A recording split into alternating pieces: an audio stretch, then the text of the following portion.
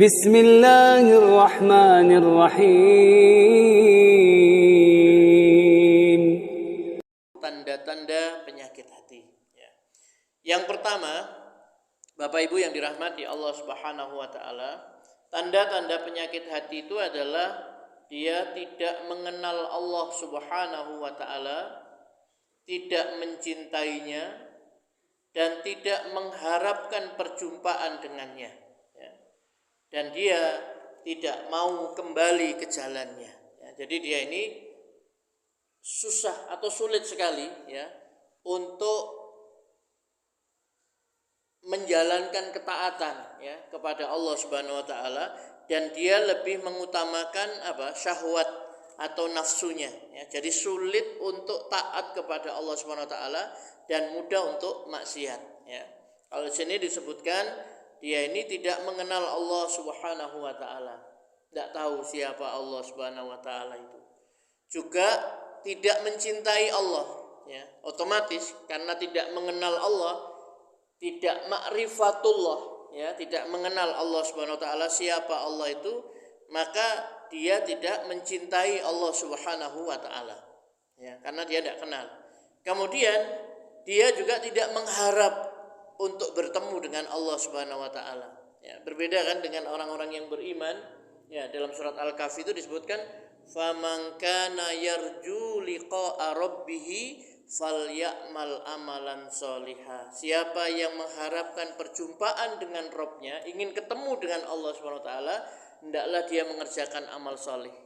Wala yusyrik bi ibadati rabbih ahada, dan janganlah dia menyekutukan Allah Subhanahu wa taala di dalam beribadah kepada Allah Subhanahu wa taala Jadi dia tidak mengenal Allah, tidak mencintai Allah, dan tidak ada kerinduan untuk bertemu dengan Allah, tidak ingin berjumpa dengan Allah Subhanahu wa taala. Padahal Nabi sallallahu alaihi wasallam itu mengatakan dalam sebuah hadis, man ahabba liqa Allah ahabbahullahu liqa'ah. Siapa yang cinta bertemu dengan Allah Subhanahu wa taala, maka Allah pun cinta bertemu dengannya. Jadi siapa yang senang ketemu dengan Allah, Allah senang bertemu dengannya. Tapi siapa yang benci, tidak suka dia ini bertemu dengan Allah Subhanahu wa taala, maka Allah pun tidak suka bertemu dengannya. Nah ini karena dia tidak mengenal Allah, otomatis dia tidak cinta kepada Allah, dan tidak ada harapan, tidak ada keinginan untuk berjumpa dengan Allah Subhanahu wa taala, dan dia tidak mau untuk kembali kepada jalannya Allah Subhanahu wa taala. Dengan aturan-aturan Allah Subhanahu wa taala itu tidak mau dia. Nah, itu tanda yang pertama, hati yang sakit Jadi dia lebih mengutamakan Lebih mengutamakan hawa nafsunya, syahwatnya begitu. Allah Subhanahu wa taala berfirman, ara'aita man ittakhadha ilahahu hawahu afa anta takunu alaihi wakila. Dalam surat Al-Furqan ayat 43. Terangkan kepadaku tentang orang yang menjadikan hawa nafsunya sebagai ilahnya, sebagai Tuhannya maka apakah kamu dapat menjadi pemelihara atasnya? Jadi Allah Subhanahu wa taala di dalam ayat yang mulia ini menyatakan bahwasannya terangkan kepadaku tentang orang yang menjadikan hawa nafsu sebagai ilahnya, hawa nafsu sebagai Tuhannya Apakah kamu bisa menjadi pemelihara atasnya?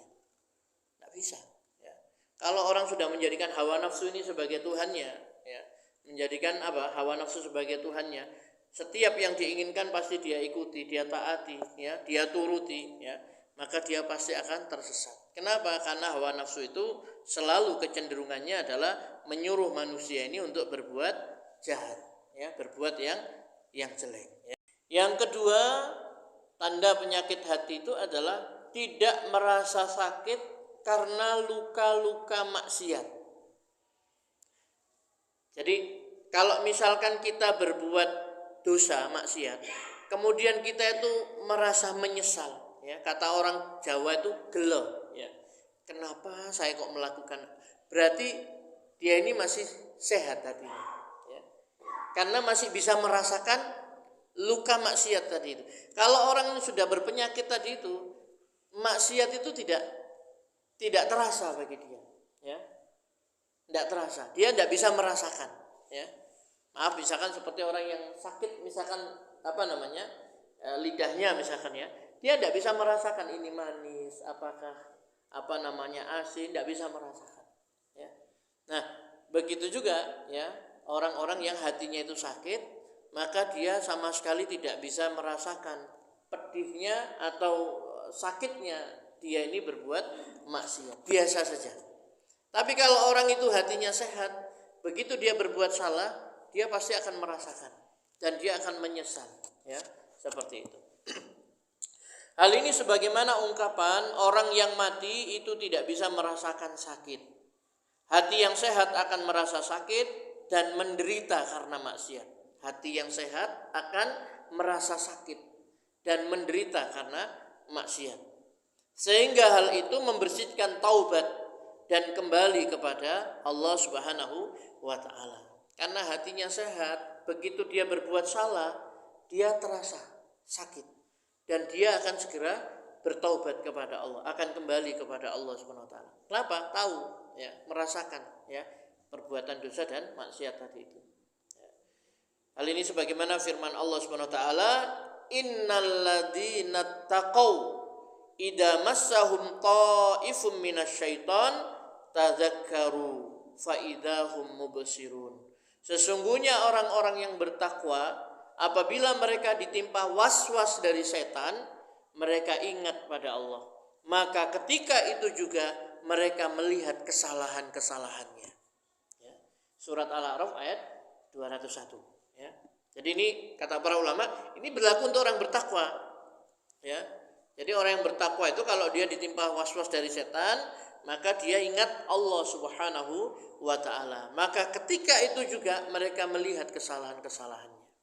Jadi orang yang bertakwa itu bukan orang yang tidak pernah berbuat salah.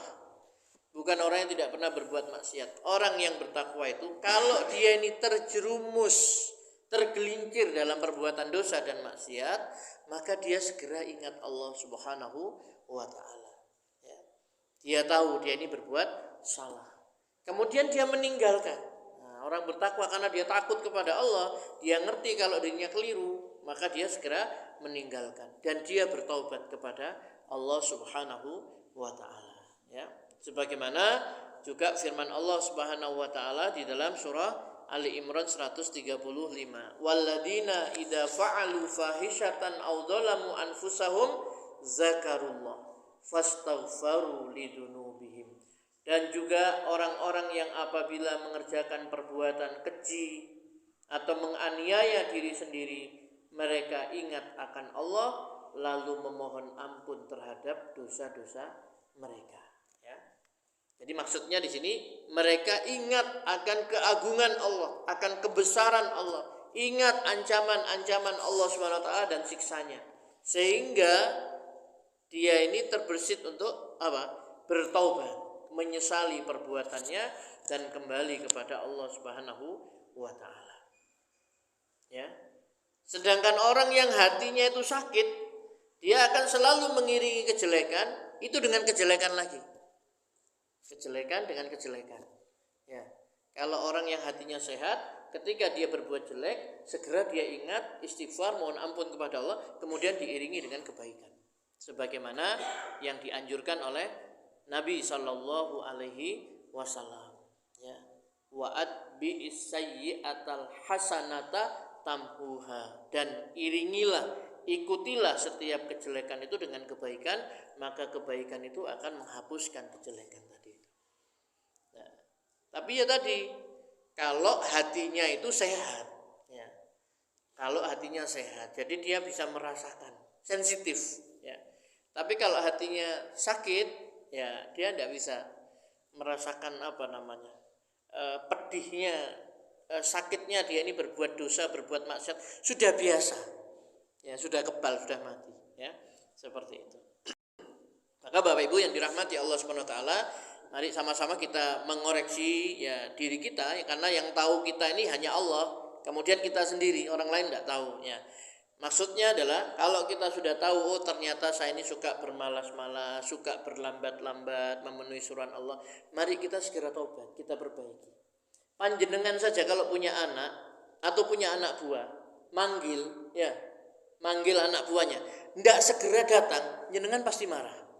Saya yakin sudah. Kalau panjenengan sebagai pimpinan, ya toh, atau sebagai apalah, ya manajer atau apa, kemudian ada karyawannya dipanggil, kemudian dia tidak segera datang, pasti panjenengan akan jengkel, marah dan lain sebagainya.